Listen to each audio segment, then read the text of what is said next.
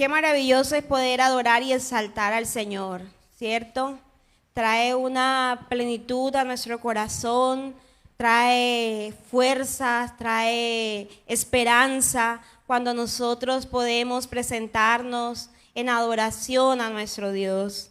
Y bueno, hoy tengo esta bendición de poder compartirles en esta mañana la palabra del Señor. Hemos venido durante todo este año conociendo a nuestro Dios, el Dios que se revela en la Escritura, ¿verdad? Ese Dios que tiene muchos atributos y que hemos venido estudiando cada uno de ellos y ahora estamos estudiando al Dios Santo, ¿verdad? Pero ese Dios santo y fiel y justo y misericordioso y todo lo que hemos visto de Él es un Dios que nos inspira a adorarle, a glorificarlo, a exaltarlo. Y en estos últimos domingos hemos venido estudiando acerca de la adoración.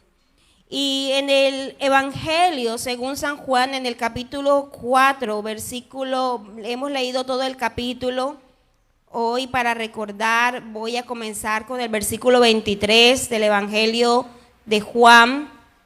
En el verso 23 dice la palabra del Señor. Juan capítulo 4 verso 23, esta conversación de Jesús con la mujer samaritana, y Él le dice a ella: mas la hora viene y ahora es cuando los verdaderos adoradores adorarán al Padre en espíritu y en verdad, porque también el Padre tales adoradores busca que lo adoren. Amén. Y el pastor nos ha venido enseñando a través de este pasaje de la Escritura, de este maravilloso encuentro de la mujer samaritana con el Señor Jesús, y centrándonos en lo que es la adoración. Y cuando leemos este versículo de que los verdaderos adoradores adoran al Padre en espíritu y en verdad, y el Padre, estos adoradores, o sea, los verdaderos adoradores, está buscando que le adoren. Al colocar la palabra verdadero, inmediatamente nos hace referencia de que puede haber falsos adoradores o una falsa adoración, o de pronto no es una falsa adoración intencional, pero sí una adoración no agradable al Señor, no acepta al Señor. Y por eso aquellos que queremos adorar al Padre en espíritu y en verdad, nos hemos de preocupar por lo que significa bíblicamente ser un verdadero adorador. ¿Usted se preocupa de eso? Yo creo que nos deberíamos preocupar de eso, y por eso estamos estudiando qué es la adoración. Esa adoración que realmente es la que busca el Señor, esos verdaderos adoradores que busca el Señor que le adoren. Y no ser de pronto un falso adorador o un adorador que está haciéndolo de manera incorrecta o que no le agrade al Señor. Tenemos que estudiar la palabra, la Biblia, que es el manual que el mismo Señor nos ha dejado para que nosotros podamos entenderle y conocerle y ser verdaderos adoradores. Entonces vamos a comenzar revisando las palabras hebreas que se usan en la Escritura y que se han traducido en nuestro idioma como adoración o adorar. Hay 3 palabras hebreas que se usan en el contexto de la Escritura y que a nuestro idioma, el español, se han traducido como adoración o adorar. La primera palabra es shahab. Ahí está la diapositiva. La primera palabra que se traduce como adoración o adorar es shahab. Y esta palabra en hebreo significa inclinación. Inclinación. La segunda palabra en hebreo es proskunein. Y esta palabra significa postrarse, o besar, o rendir reverencia. Ahí está. Y la tercera palabra que se ha traducido como adoración es latreia. Y esta está indicada o significa o tiene que ver con el servicio o el culto religioso, pero que se ha traducido como adoración. Entonces, si nosotros vemos estas tres palabras que significan adoración o que están relacionadas con la adoración y vemos su verdadero significado en el idioma hebreo, podemos empezar a tener un poco más de entendimiento de lo que es la adoración. O por lo menos la adoración escritural, ¿cierto?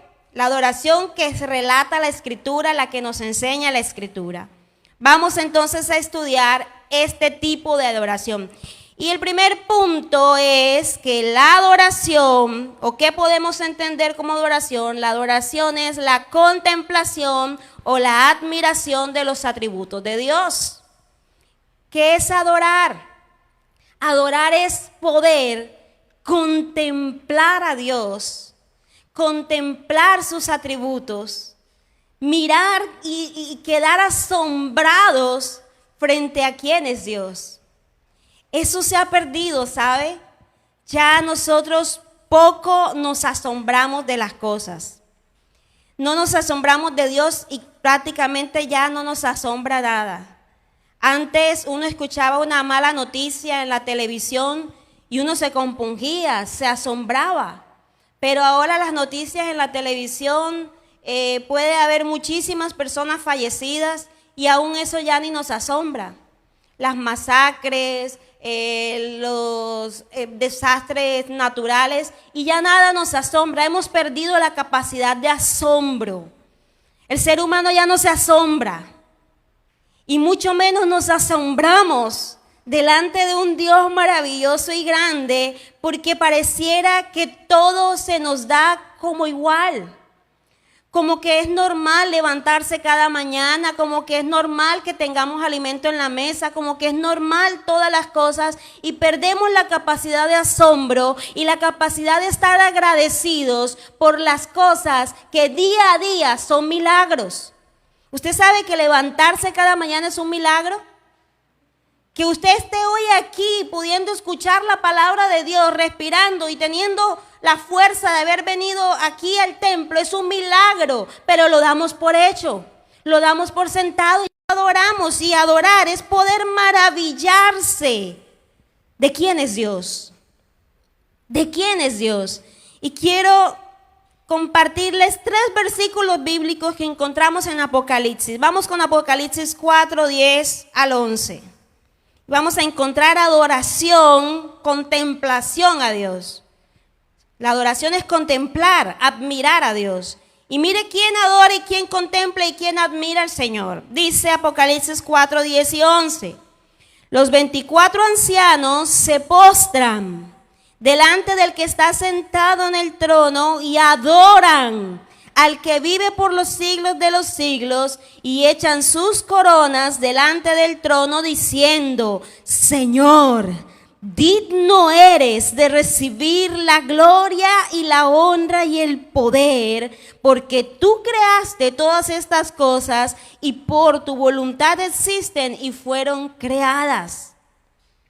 Más adelante en Apocalipsis 7:11 dice: y todos los ángeles estaban en pie alrededor del trono y de los ancianos y de los 4 seres vivientes, y se postraron sobre sus rostros delante del trono y adoraron a Dios. Y si seguimos la lectura en Apocalipsis capítulo 19, verso 4, nos encontramos con esta nueva imagen.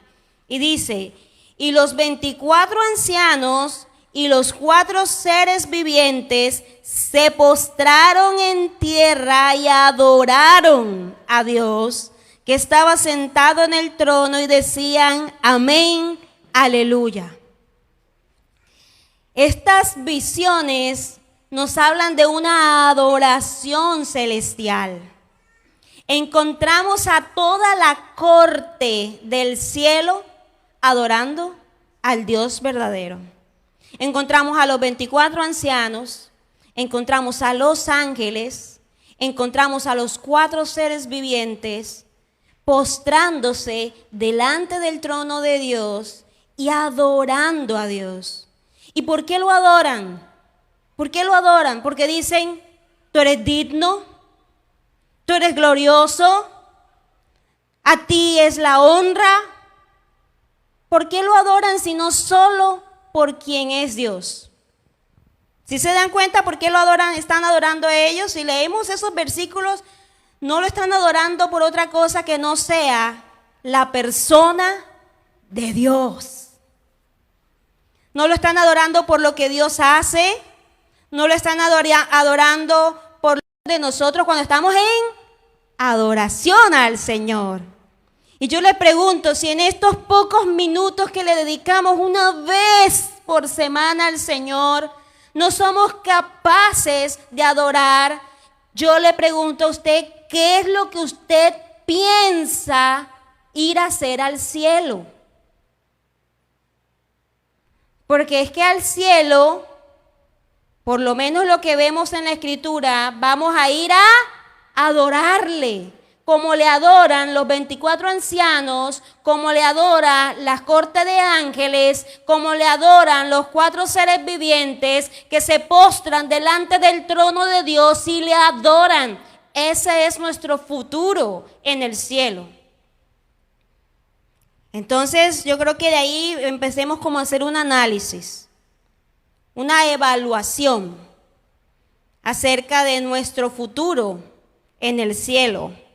Si estamos dispuestos a adorar así por la eternidad al Señor. Ahora, miremos, esa es una adoración de la corte celestial, pero miremos en Nehemías capítulo 8, verso 6. Nehemías capítulo 8, verso 6.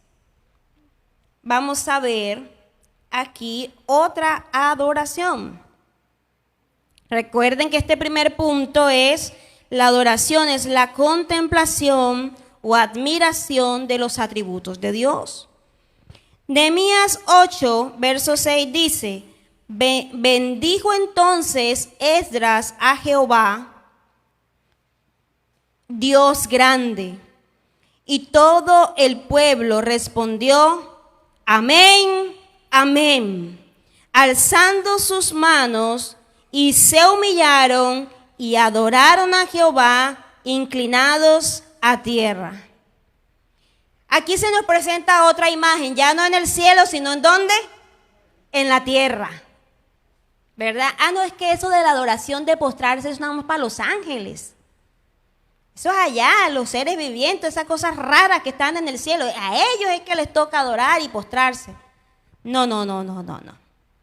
Vemos aquí una adoración, contemplación a Dios por sus atributos en la tierra.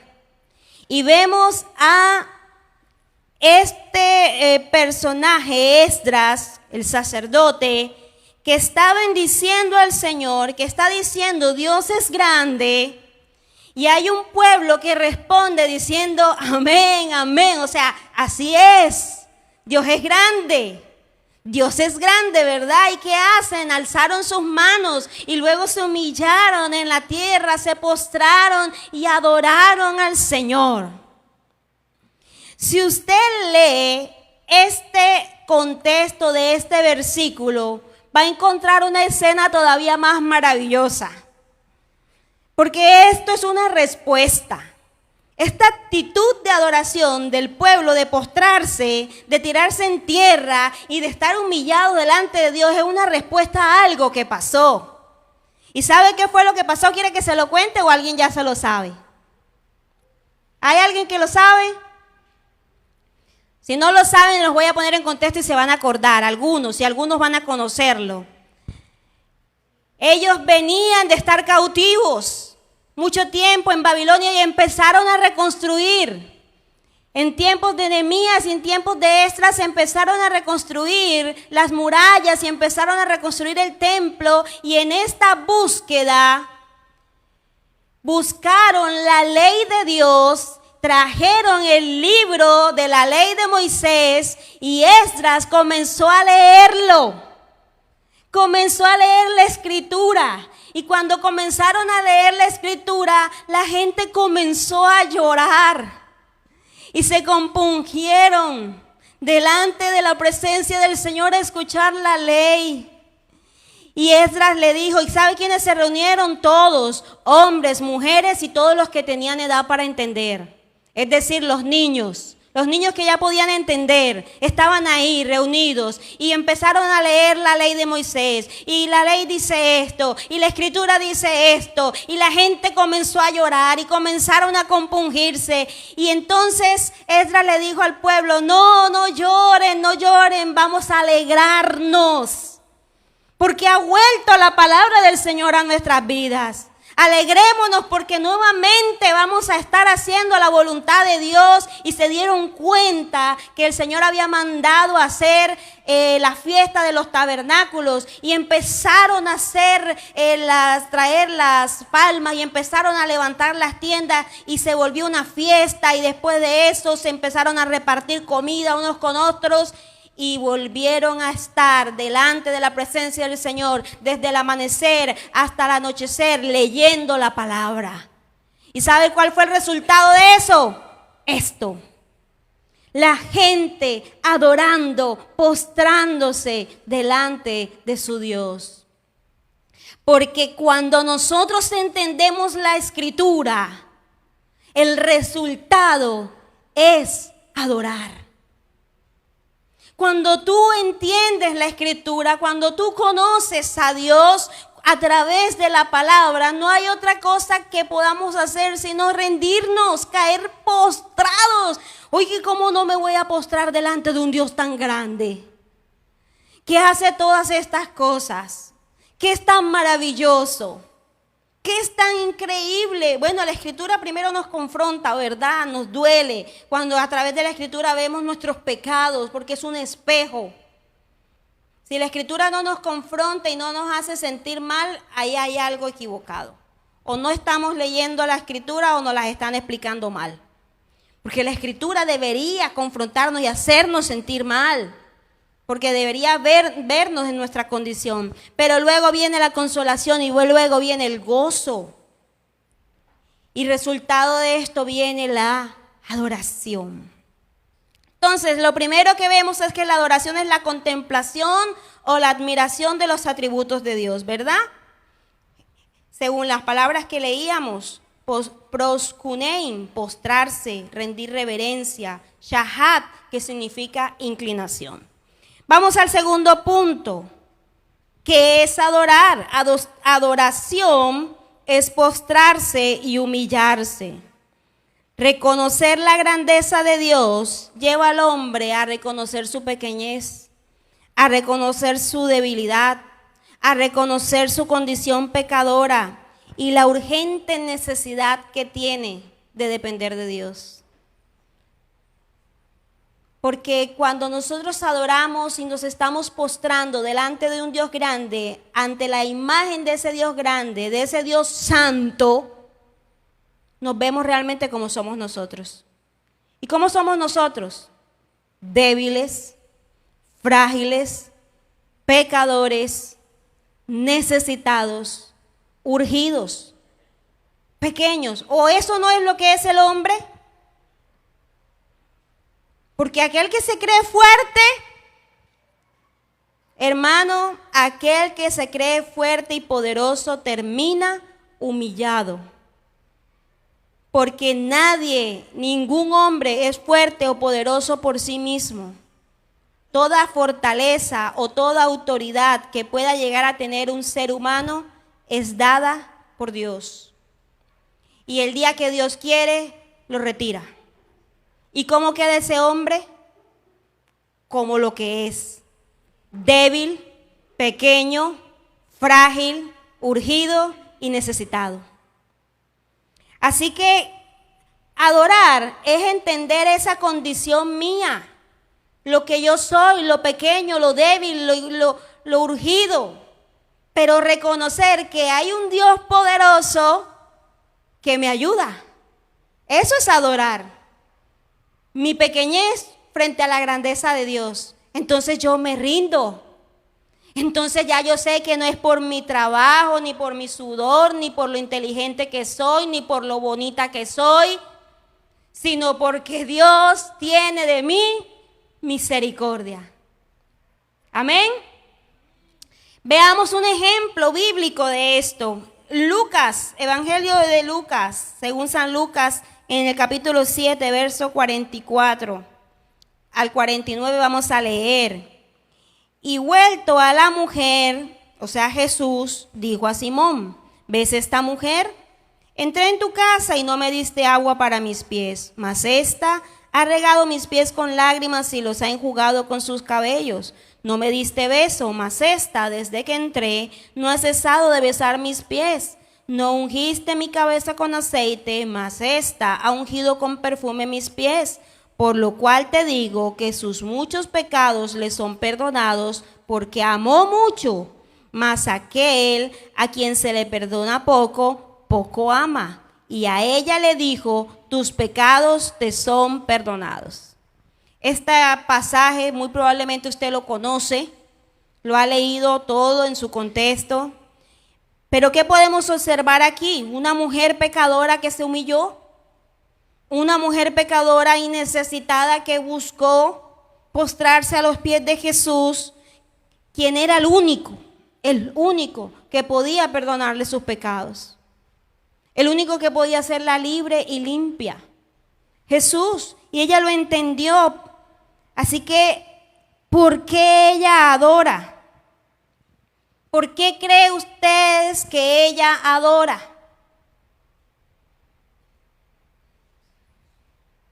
Están calladitos. ¿Sabe por qué ella adora?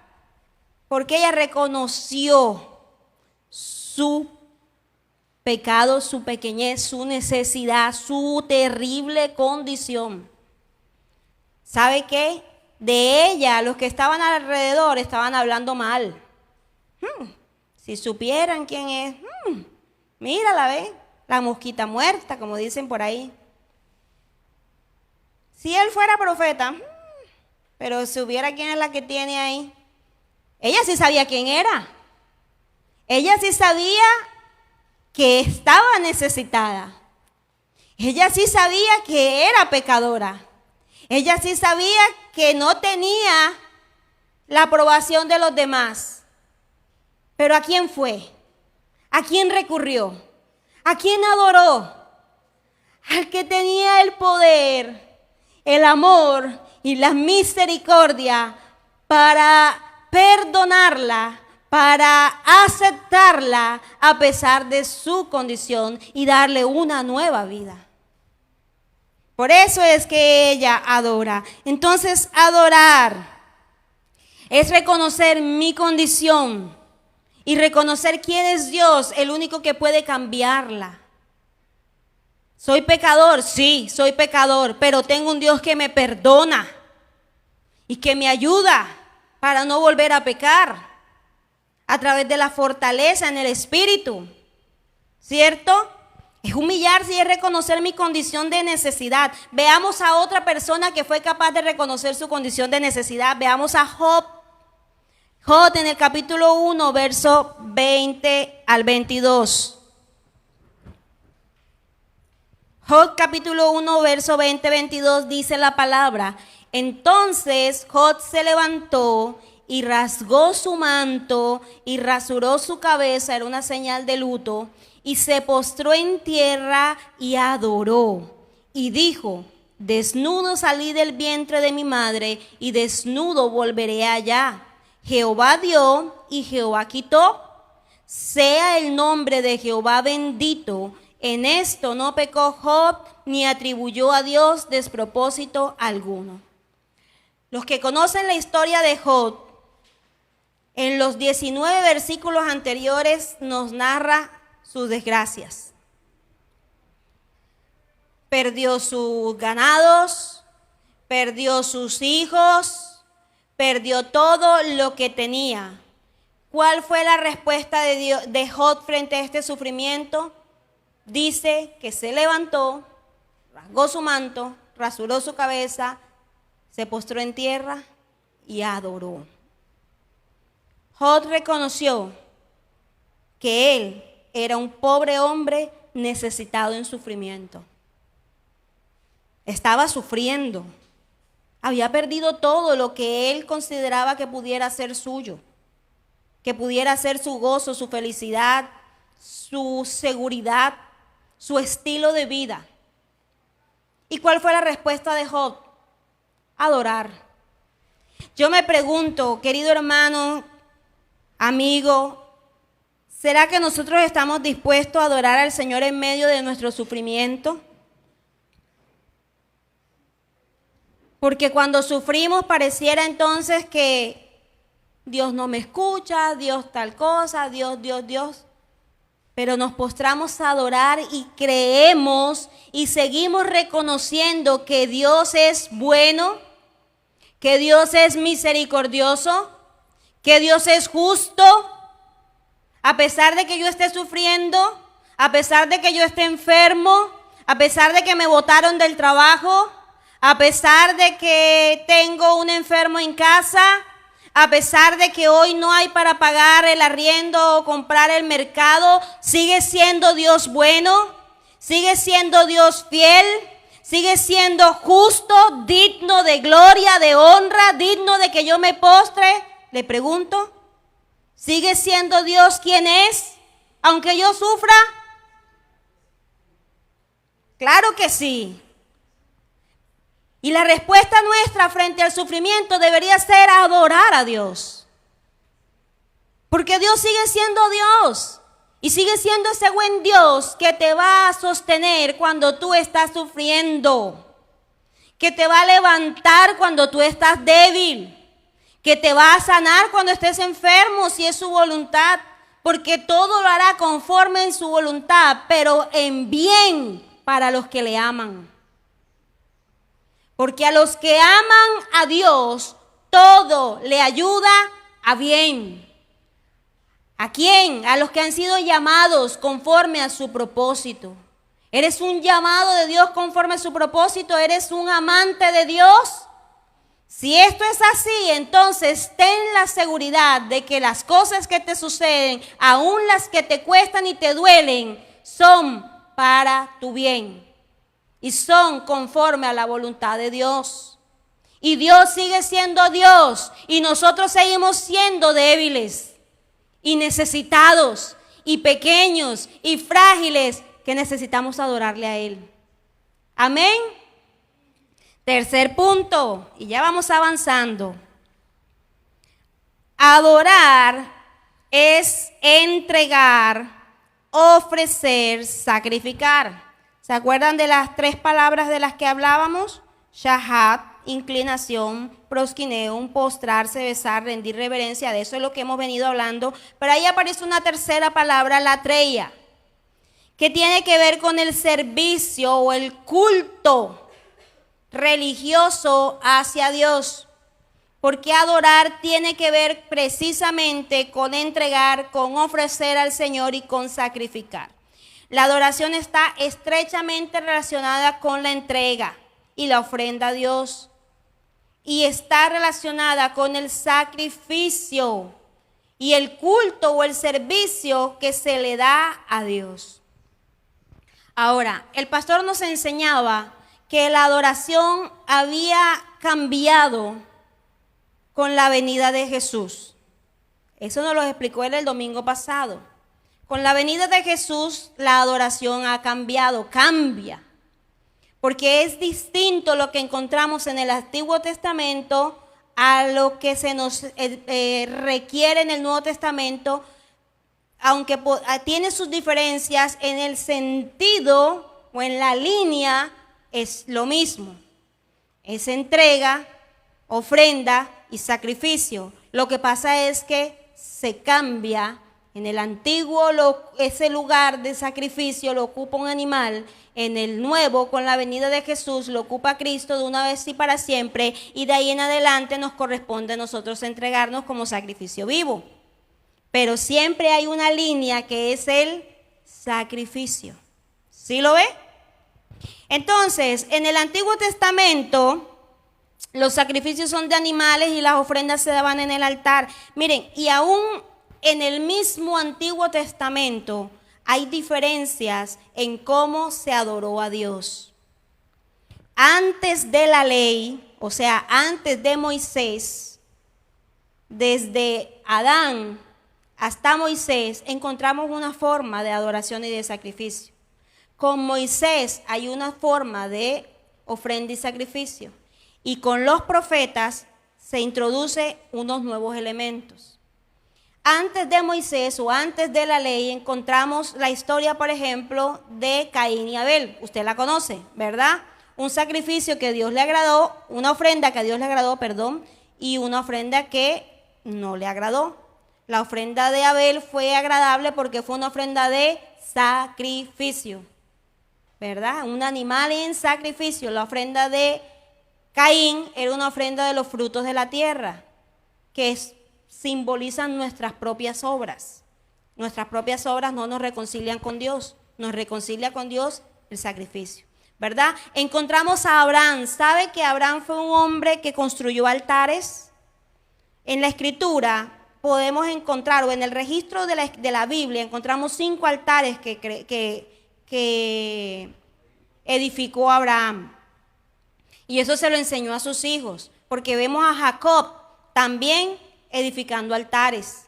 Y en esos altares colocando ofrenda.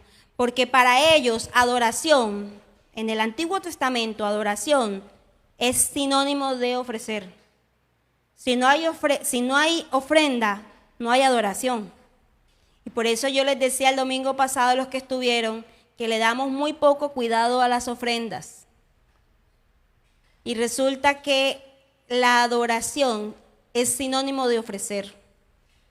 Sin ofrenda no había adoración, culto, como servicio religioso. Sin ofrenda no había servicio religioso al Señor. Cuando llega Moisés, todo lo que es culto religioso se organiza. ¿Por quién? Por Dios mismo. Si usted lee Levítico, si usted lee Deuteronomio, y de hecho todo el Pentateuco, va a encontrar cómo Dios organizó el servicio religioso en cuanto a cómo esperaba Él que se le adorara. Entonces, en tiempos de Moisés se establecen cosas muy importantes que le voy a decir para que usted lo tenga en cuenta. Para que usted lo tenga en cuenta. Lugares especiales de culto. Con la venida de la ley esto se organiza. Lugares especiales de culto. Antes eran los altares, luego el tabernáculo y pasamos al templo. Pero el lugar era importante. Los sacrificios y los holocaustos, o sea, las ofrendas que se presentaban, que podían ser holocaustos, ofrendas de sacrificio, las ofrendas que se quemaban, o otro tipo de ofrendas que eran por la paz, por el pecado, votos voluntarios, ofrenda de acción de gracias. Todo eso usted lo aprende ¿dónde? Y pastor, ¿y dónde uno puede aprender todo eso? En la Biblia. Ahí en la Biblia está todo eso, las ofrendas y de cuáles eran las ofrendas y para qué eran las ofrendas y por qué se usaban las ofrendas. Todo eso está ahí. Como le decía, el lugar, los sacrificios y todo, hermano, todo lo relacionado con la adoración y el culto tiene un simbolismo. No hay nada que no sea un simbolismo que apunte a Jesús. Desde el lugar donde se adora, ¿quién presenta las ofrendas? ¿Cuáles son las ofrendas? ¿Cómo se hacían las ofrendas? Todo eso apunta al Señor Jesús. Y con la venida de los profetas, entonces se introduce la escritura, la ley, la lectura de la ley. ¿Listo? Ahora, en el Nuevo Testamento, el tiempo que vivimos ahora. ¿Usted quiere saber cuál es el culto que nosotros los cristianos deberíamos ofrecerle a Dios? En el antiguo ya no nos corresponde, ya ese tiempo pasó. Ya nosotros no nos presentamos ni con tórtolas, ni con ofrenda de harina quemada. Por eso, hermano, cuando usted vea en iglesias cristianas Cosas como que vamos a echarle sal a la ofrenda, porque se le echaba sal a las ofrendas en el Antiguo Testamento. O vamos a mecer las ofrendas porque las ofrendas se presentan mecidas. O vamos a presentar en las canastas. Todas estas cosas hacen parte del Antiguo Testamento que no aplican para nosotros hoy porque ya nosotros no sacrificamos. El sacrificio es Cristo. Así que nosotros no tenemos que añadirle sal a la ofrenda, ni aceite a la ofrenda, ni mecer la ofrenda para que la ofrenda sea aceptable al Señor. Ese tiempo ya pasó. Nosotros que estamos en Cristo no vivimos bajo la ley. Entonces este tipo de cosas son innecesarias para nosotros en este tiempo. ¿Vamos entendiendo? Entonces, ¿qué hace parte del culto para nosotros? Usted no va a encontrar en la Biblia un único pasaje en el Nuevo Testamento que le diga, y el culto de los cristianos es tal, tal y tal y tal y tal. Usted no lo va a encontrar así. Pero leyendo el libro de los Hechos y leyendo las cartas a las iglesias, nosotros podemos ver qué era lo que ellos hacían y cómo lo hacían. ¿Quiénes? La iglesia primitiva. ¿Y por qué la iglesia primitiva? Porque es el modelo de la iglesia para ¿quiénes? Para nosotros los cristianos. El modelo de la iglesia para los cristianos es el modelo de la iglesia primitiva que se narra en el libro de los Hechos y en las cartas de los apóstoles a las iglesias. ¿Usted ha entendido esto? La iglesia cristiana no se basa en ritos del Antiguo Testamento. Ese tiempo ya pasó. Los cristianos nos regimos, la iglesia cristiana hoy se rige bajo el modelo de la iglesia cristiana primitiva, porque este es nuestro tiempo. ¿Lo estamos entendiendo? Correcto. Entonces, ¿qué hay o qué debe ser parte del culto en nuestras iglesias? Primero, la lectura de la palabra. Leamos Colosenses 4:16. Mire lo que dice.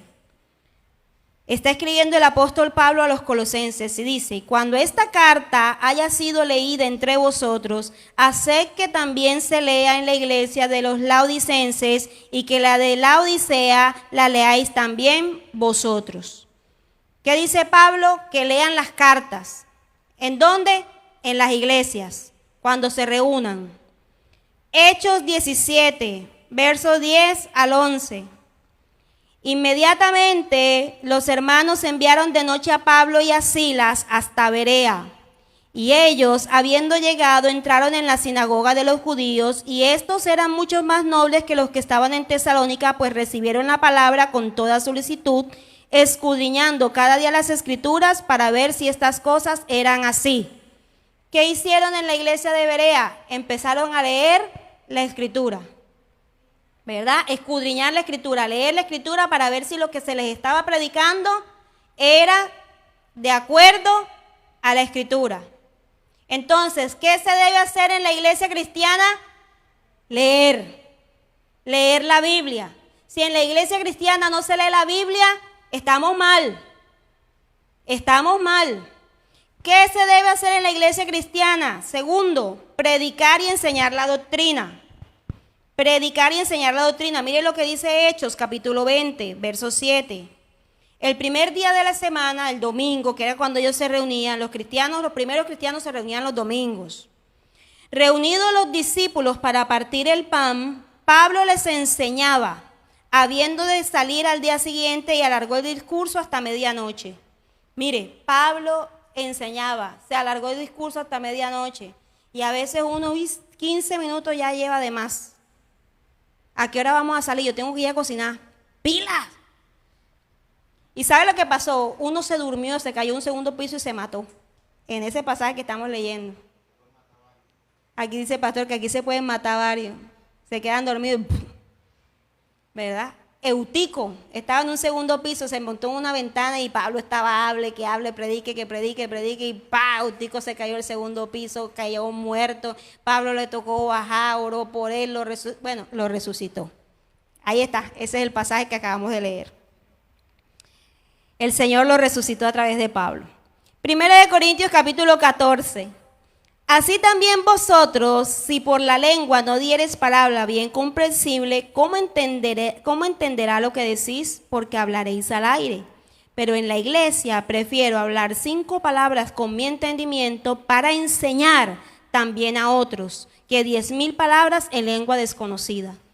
Este contexto habla está enseñando acerca del don de las lenguas. Pero mire lo que quiere decir Pablo, que cuando él se reúne, él prefiere hablar 5 palabras con entendimiento. ¿Para qué? Para enseñar. Porque en la iglesia se debe enseñar. ¿Qué se debe enseñar? La doctrina. Por eso las iglesias que no enseñan doctrina, las iglesias cristianas que no enseñan doctrina, están mal. Usted viene aquí a que le enseñen doctrina. Si usted viene aquí porque quiere que le adivinen el futuro, o que le den consejos para que a usted le vaya bien, no es el lugar correcto. Ahora, un hermano, un pastor, ¿puede dar un buen consejo? Por supuesto que sí, porque estamos para edificarnos, animarnos los unos a los otros. Pero en el culto, lo que se debe hacer es enseñar doctrina. Ay, pero es que eso es aburrido, pero es lo correcto, porque si usted no tiene base doctrinal, entonces viene cualquier loco, le dice cualquier locura y usted se la cree. Cualquier viento de doctrina lo coge de aquí para allá y de allá para acá porque usted no tiene doctrina, porque usted no conoce a Dios, porque usted no conoce las cosas de Dios. En la iglesia se debe enseñar doctrina. El púlpito no es para contar las experiencias del pastor, no es para inspirarlo, que usted se sienta mejor consigo mismo. El púlpito no es para adivinarle la vida a la gente. Ese no es el púlpito es para enseñar al cristiano a que crea en el Dios de la Escritura, y eso es doctrina. ¿Entendido? ¿Qué se hace o qué hacía o qué se debe hacer en el culto? Oración. Hechos capítulo 2, verso 42. Y perseveraban en la doctrina de los apóstoles, en la comunión unos con otros, en el partimiento del pan y en las oraciones. ¿En qué perseveraban? En estas cosas. En la doctrina, en la comunión, en el partimiento del pan, lo cual vamos a hacer hoy, y en las oraciones. 1 Corintios capítulo 15, verso 15 al 17, que pues oraré con el espíritu, pero oraré también con el entendimiento. Cantaré con el espíritu, pero cantaré también con el entendimiento. Porque si bendices solo con el espíritu, el que ocupa lugar de simple oyente, ¿cómo dirá el amén a tu acción de gracias? Pues no sabe lo que has dicho, porque tú a la verdad bien das gracias, pero el otro no es edificado. En la congregación se debe orar, pero orar con entendimiento. ¿Para qué? Para que el otro sea edificado. Si vamos a orar, oraremos con el entendimiento para que todos seamos edificados. Si usted ve ese tipo de comunidades en donde todo el mundo grita, todo el mundo habla, todo el mundo y nadie entiende lo que está pasando, no debe ser así en las iglesias cristianas, porque en la iglesia cristiana se debe orar con entendimiento para que todos sean edificados. Si no, Pablo que manda, ¿cuál es el consejo que da Pablo? Vaya y ore así en su casa. Pero en la iglesia, que todos sean edificados. Léase 1 Corintios capítulo 14 y 15, que es muy bueno. ¿Qué se hace en la iglesia? ¿Qué se debe hacer? Canto. Efesios 5, 19. Hablando entre vosotros con salmos, con himnos y cánticos espirituales, cantando y alabando al Señor en vuestros corazones. Colosenses 3, 16. La palabra de Cristo mora en abundancia en vosotros, enseñándoos y exhortándoos unos a otros en toda sabiduría, cantando con gracia en vuestros corazones al Señor con salmos e himnos y cánticos espirituales. En la iglesia se debe cantar. ¿Qué se debe hacer? ofrendas. Primera de Corintios capítulo 16, verso 1, verso 2. Mire lo que dice, enseña el apóstol Pablo a la iglesia.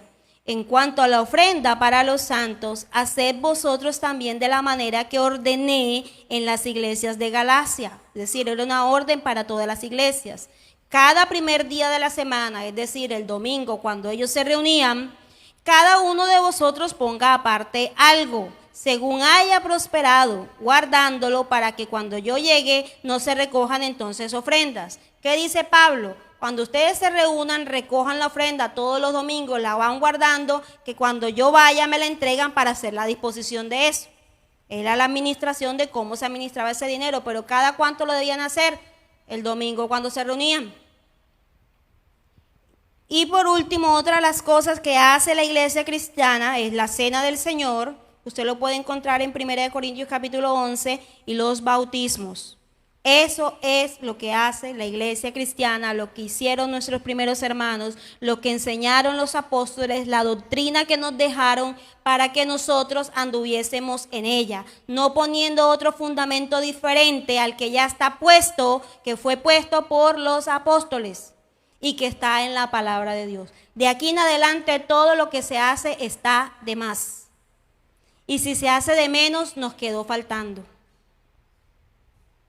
Si se hace de más, está de más. Y si se hace de menos, nos falta. Así que en estos días debemos ver a aquellos hermanos que aún no han sido bautizados y quieren confirmar su fe en Cristo para que se bauticen. Debemos programar unos bautismos. Entonces, queridos hermanos, todo esto nos lleva a una conclusión. La adoración es una intención interna que nace dentro del corazón del hombre hacia Dios. La adoración es interna. La adoración es de adentro hacia afuera. Y ocurre dentro del ser humano. O sea, yo adoro porque esto está dentro de mí, adorar al Señor. Por otra parte, tenemos la alabanza. Porque pensamos que adoración y alabanza son dos cosas iguales. Y no son iguales. Escrituralmente no son iguales. Ya hemos hablado muchísimo de la adoración. El pastor ha venido hablando mucho de la adoración y hoy hemos hablado de la adoración. Yo creo que usted ya tiene claro qué es adoración, ¿cierto? Si no lo tiene claro, podemos seguir hablando después. Le puedo enviar este estudio para que usted lo lea en su casa. Si lo quiere, se lo mando con mucho gusto. ¿Cómo?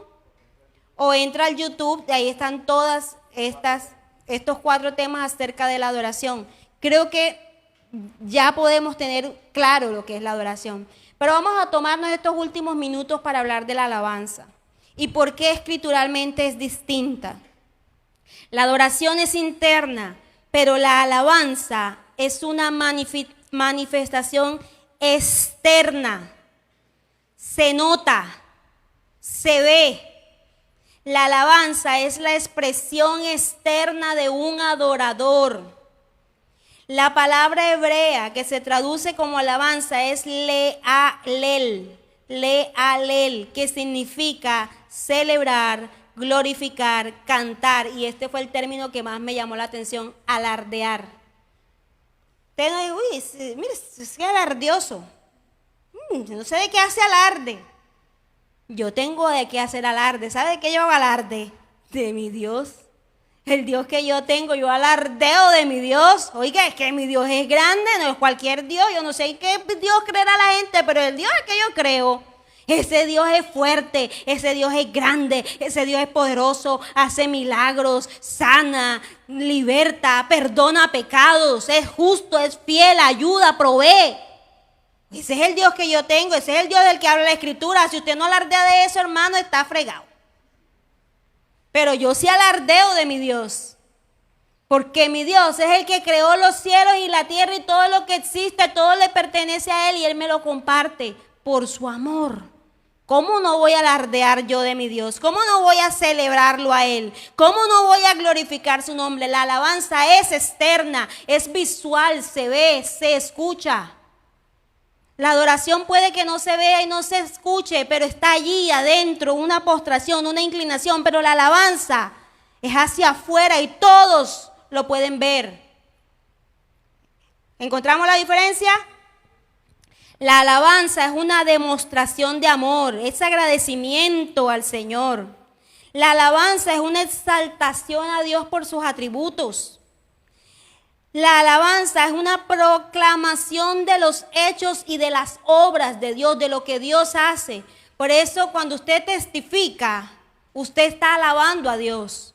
Porque usted está diciendo, imagínense que yo estaba enfermo, pero el Señor me sanó y yo fui al médico y el médico me había dicho que no, que eso no se me curaba, pero a mí se me curó porque el Señor me sanó. ¿Qué está haciendo usted? Alabando, contando los hechos maravillosos de Dios. Yo sí cuento todas las cosas que Dios a mí me hace y ahí me encanta contar el testimonio de que Él me sanó del túnel del carpio. Eso no se sana, pero a mí Dios me sanó. ¿Y cuándo me sanó? No sé, pero Él me sanó. Un día me dejó de doler. ¿Cuándo lo hizo Él? ¿En qué momento? Estaba dormida, despierta en culto. No tengo idea, hermano, pero me sanó. No me ha vuelto a doler y eso no se cura, eso hay que operarlo. Y a mí el Señor me sanó. Proclamo los hechos, las obras poderosas del Señor. Ahora, escrituralmente, ¿qué encontramos como forma de alabanza a Dios? 3 maneras en la escritura. Cómo se alaba a Dios, no cómo se adora. De adoración hemos hablado bastante. Estamos hablando de alabanza. 3 formas de alabanza a Dios en la escritura. Encontramos los cantos. Por eso no todo el que canta está adorando. Pero cuando se canta, se está alabando. ¿Sí ve? La alabanza a Dios se hace a través de los cantos. ¿Dónde podemos ver eso? Léase Salmos. Bastante va a encontrar acerca de los cantos, porque todos los salmos son canciones, ¿verdad? ¿Cuál otra forma de alabanza a Dios? Y el canto se escucha, ¿verdad? El canto se puede escuchar. La danza. La danza es una forma de alabanza a Dios.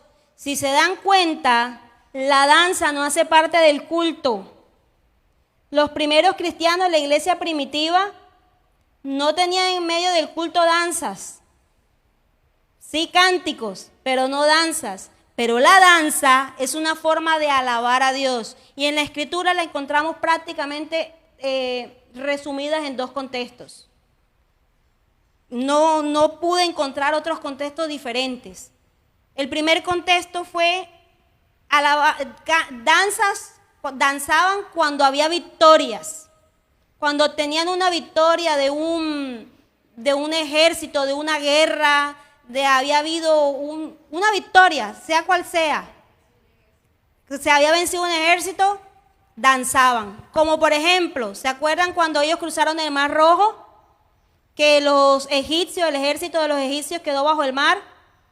María, la hermana de Moisés, danzó. Cantaron y danzaron. ¿Dónde más podemos ver este contexto? La hija de Jefté, un juez. Él venció al ejército de los amonitas y le ofreció como voto a Dios que el primero que lo recibiera en su casa, ese sacrificado al Señor. ¿Y sabe quién salió? La hija danzando. La única hija. Ahí se encuentra una danza en medio de victoria. Una historia un poco triste, pero ahí hubo danza. ¿Dónde hubo más danza? ¿Se acuerdan cuando David volvió de matar al filisteo, a Goliat? Lo recibieron con danzas. Lo recibieron con danza. También hubo un problema ahí. Saúl le cogió envidia a David porque cantaban y danzaban por David. ¿Cuál es el otro contexto en donde se ven las danzas? Ya sabemos que la danza se veía cuando había victoria, ¿verdad? ¿Cuál es el otro contexto de las danzas? Las festividades. Cuando había fiestas, porque ellos tenían fiestas y sigue habiendo fiestas. Por ejemplo, cuando David trasladó el arca a Jerusalén, ¿se acuerdan de ese que él venía danzando y cantando y que la esposa se le burló? Bueno, era una fiesta, ¿por qué? Porque estaban trayendo el arca de vuelta a Jerusalén. Cuando el hijo pródigo regresó a la casa, ¿se acuerdan de esa historia? Hubo danzas. Hubo baile, cántico, fiesta, porque el hijo había regresado a casa, ahí hubo danza. Y en los salmos vamos a encontrar muchísimas expresiones de danza como expresión de alabanza. Entonces, ¿dónde está la danza? La danza es una expresión de alabanza, no hace parte del culto, pero es una forma de alabar a Dios. ¿Vemos la diferencia? ¿Usted está notando la diferencia? ¿Hasta lo está entendiendo? Y por último, las proclamas. ¿Qué son las proclamas? Expresiones, gritos, alabanza, cuando se habla. ¿Se acuerdan cuando Jesús entró triunfante a Jerusalén, que venía en un pollino y la gente que decía, Hosana, Hosana? Y que le dijeron que se callen, y dijo, si ellos se callan, las piedras van a hablar. Las proclamas de alabanza, los gritos de júbilo, es alabanza al Señor. La alabanza siempre se va a escuchar, la alabanza siempre se va a ver, porque es una manifestación externa de un corazón adorador. Ahora, no es alabanza genuina si no hay adoración genuina. Y con este pensamiento me voy a despedir de este tiempo de predicación. No es una alabanza genuina si no hay una adoración genuina. Si no hay adoración a Dios, todo lo que yo pueda hacer externamente será falso. ¿Saben qué se convierte las alabanzas, por llamarlo de esa forma, o lo que en muchas partes se le llama alabanza, pero no nacen de un corazón adorador? Se convierten en arte religioso. Es arte religioso. Que canten aquí canciones cristianas sin adorar, eso es arte religioso. Que aquí jóvenes, niñas, mujeres, viejos bailen al Señor una canción cristiana, pero no hay adoración, es arte religioso. No es otra cosa. Es arte. Arte religioso porque se habla de Dios. O activismo religioso, porque a veces ni siquiera es arte. A veces hacen cosas, perdónenme que lo diga y no se vaya a sentir ofendido, pero yo he visto cosas que son tan feas que ni a arte llegan. Que es una obra de teatro y déjeme decirle que eso sale muy maluco. O sea, ya no tiene ni categoría de arte, sino activismo. Hacen cosas, hacen muchas cosas. Vamos a hacer esto, y vamos a hacer aquello, y vamos a hacer esto, y activismo religioso. O, en el peor de los casos, que espero que no sea los casos que veamos, pero sí se ven, falsa piedad. Porque el arte religioso no es malo, ¿sabe? Tener arte religioso no es malo, todo debería darle gloria a Dios. El ballet, la danza, la cultura, el teatro, la pintura, la música. O póngase usted a ver quiénes fueron los que hicieron el tabernáculo, los mejores artesanos. El Señor los llamó con nombre propio. Los mejores labradores, los mejores ebanistas, los mejores tejedores, las mejores todo. Orfebres. El arte religioso no es malo, pero hay que diferenciarlo de cuando es arte a cuando es adoración. Y como les decía, el peor de los casos es falsa piedad. Gente que sabe que no está adorando, que no está alabando, sino que está siendo hipócrita, porque hace parte de un grupo social. Y como le digo, ojalá ese no sea nunca el caso, pero también sucede. La alabanza que no es o que no nace de una adoración genuina no es verdadera alabanza. O es arte, o es activismo religioso, o es falsa piedad. Y de eso nosotros nos tenemos que cuidar, hermanos. Porque primero debemos adorar y como expresión vamos a alabar. El que adora no le cuesta alzar las manos, el que adora no le cuesta postrarse, el que adora no le cuesta cantar, hacer, no le cuesta porque adora. La alabanza brota de un corazón adorador. Amén.